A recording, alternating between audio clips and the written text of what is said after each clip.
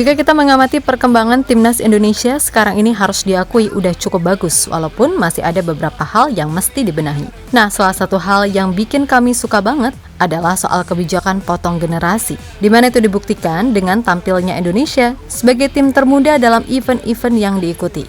Mulai dari Piala Asia level senior ataupun U23, kualifikasi Piala Dunia hingga nantinya Piala AFF 2024. Sesuatu yang pada akhirnya membuat banyak pihak kagum termasuk para legend sepak bola ternama. Karena harus diakui, nggak banyak atau mungkin nggak ada tim di dunia yang berani melakukan hal yang dilakukan timnas Indonesia.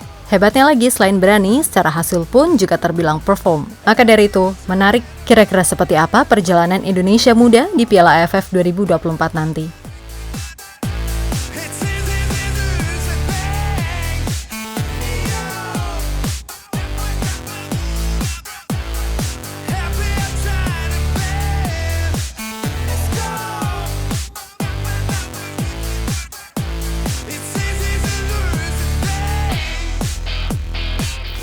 Potong generasi mungkin adalah hal yang terbilang langka dilakukan tim-tim manapun di dunia.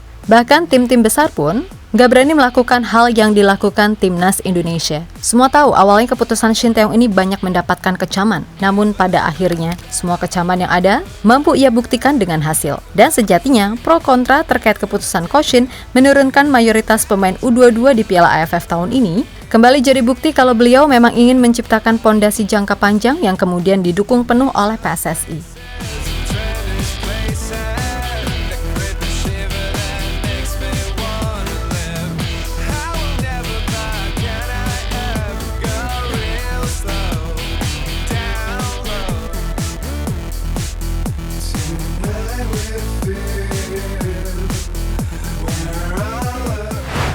Yap, kebijakan potong generasi yang dilakukan oleh Coach Shin benar-benar menuai pujian besar. Dan coba sebutkan tim mana sih yang tampil di dua event besar? Beda kelompok umur dengan komposisi pemain yang 80% sama? Yap, hanya Indonesia yang melakukannya. Di ajang Piala Asia Senior dan U23, yang mana hasilnya ketika itu cukup terbilang luar biasa karena mampu menciptakan sejarah baru.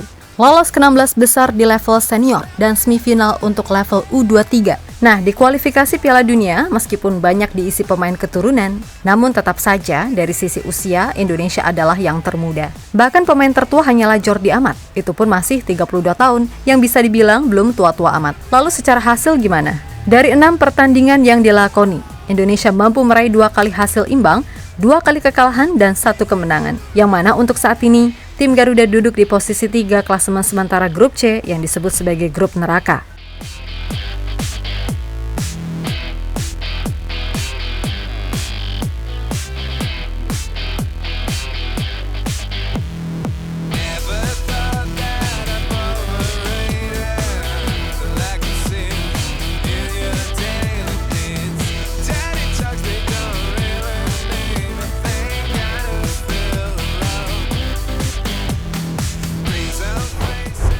Ya, perkembangan serta segala kebijakan yang diterapkan di timnas sekarang sejatinya udah pernah mendapatkan sanjungan dari legenda Korea Selatan serta Manchester United Park Ji-sung, di mana Park sangat meyakini kalau kedepannya Indonesia akan jadi tim yang benar-benar kuat di Asia seiring matangnya para pemain muda di tim.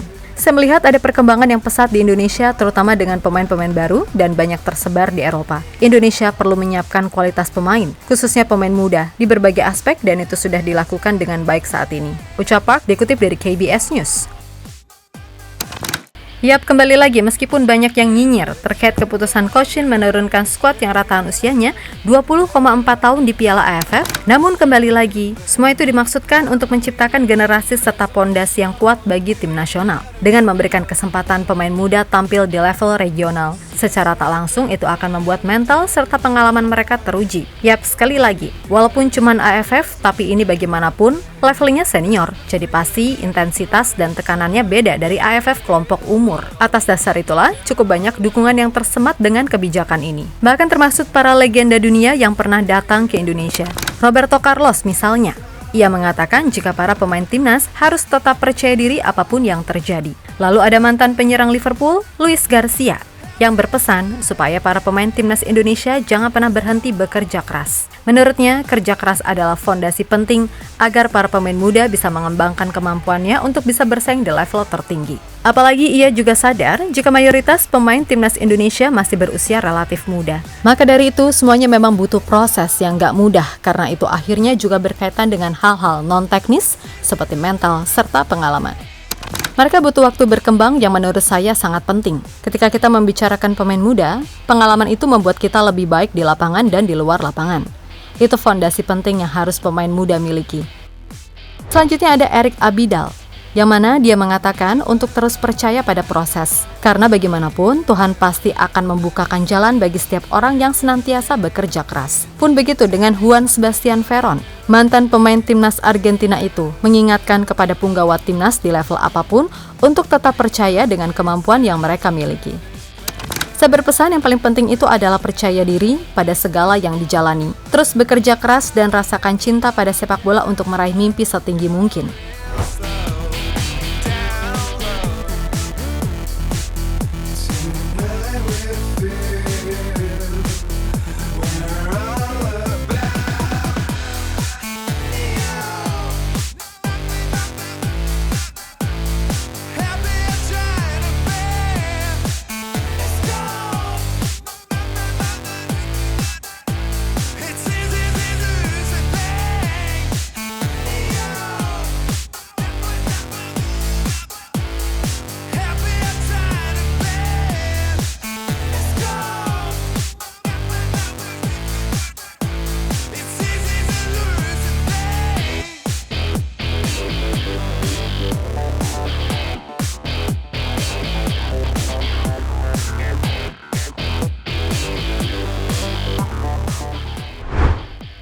Yap, terlepas dari apapun, pokoknya untuk sekarang ini, abaikan aja segala komentar-komentar nyinyir yang keluar dari mulut siapapun. Dan jika masih ada yang mengkotak-kotakan antara lokal dan naturalisasi, ya mikir dikit aja gitu loh. Kemudian kami juga berpesan, siapapun yang menghujat timnas, berarti jangan pernah bersorak ketika tim ini meraih kemenangan. Bedakan antara kritik dan hujatan.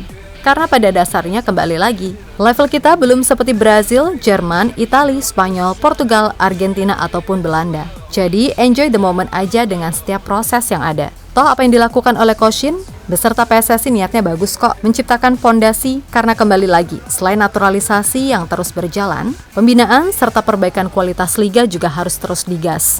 Biar apa? Ya, biar minimal kita bisa mendekati level timnas Jepang, yang bahkan Liga SMA-nya mainnya lebih rapi dari tim-tim di Liga 1. Pokoknya apapun itu, menang ya kita nikmati, kalah ya kita mawas diri. Sesimpel itu. Dan semoga hasil di Piala AFF nanti juga bagus. Karena dengan begitu, minimal bisa muasin dulu deh dahaga handuk mania and friends, oke?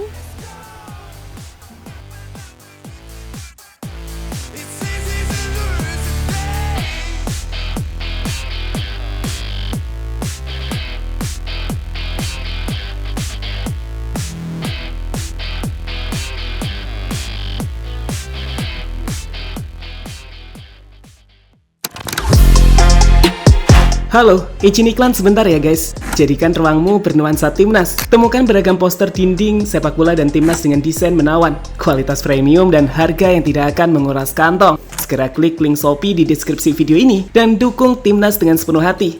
Mulai dari dinding rumahmu.